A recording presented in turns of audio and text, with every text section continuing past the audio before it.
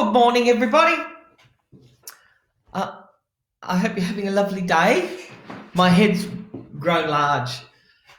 I think I'm that awesome that my head grew a lot larger than it actually is. Oh, that's not right. I cut my little hat off.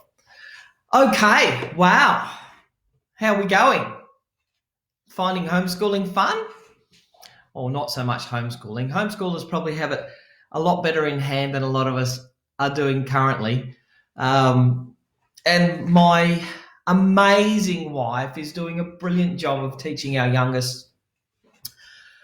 I'm very impressed. Good job, Kim, if you're listening. So yes, but she has run into some stumbling blocks, and it has just talking on the phone. It's something that's coming up again and again and again. And number one, parents are starting to notice some gaps in their own child's learning, and that's freaking them out. So what do we do? What do we do when things are not going as planned?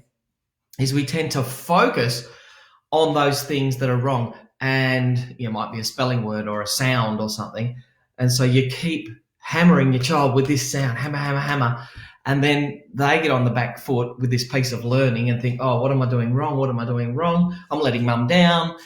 And because they feel safe around their parents, they tend to sometimes, not all the time, but sometimes they might say things like, okay, I'm done now. I don't have to do any more. No, I'm not doing that anymore, which Kim was finding as well.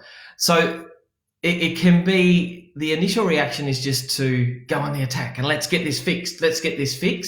But sometimes that can be counterproductive.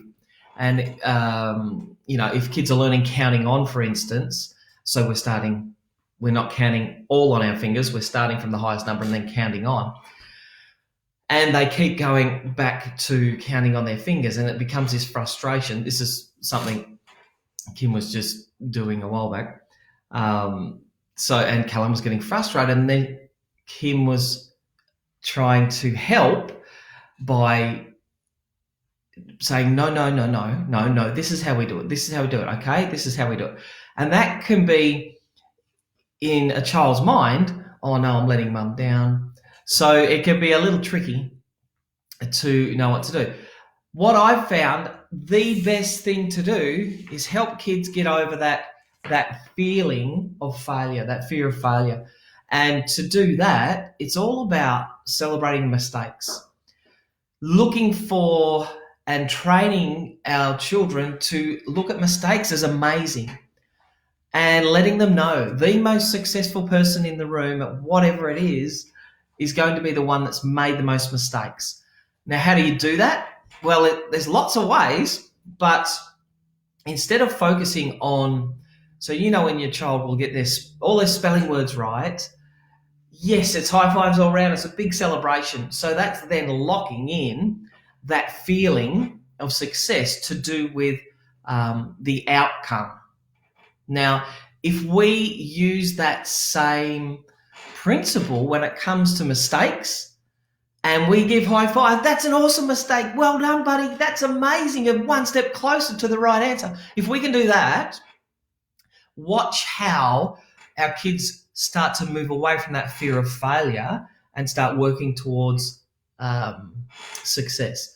Okay, that's one way. And I don't care if you take a whole day and just do this. Watch movies where the characters on the screen are making mistakes. Pause the movie. Say, oh, awesome, that was a brilliant mistake. Why was it a brilliant mistake? And then have a dialogue about it.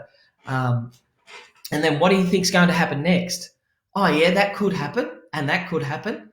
And then watch the movie, and hero's principle will always be they'll make a mistake, there'll be a problem, but then they'll get over that problem through grit.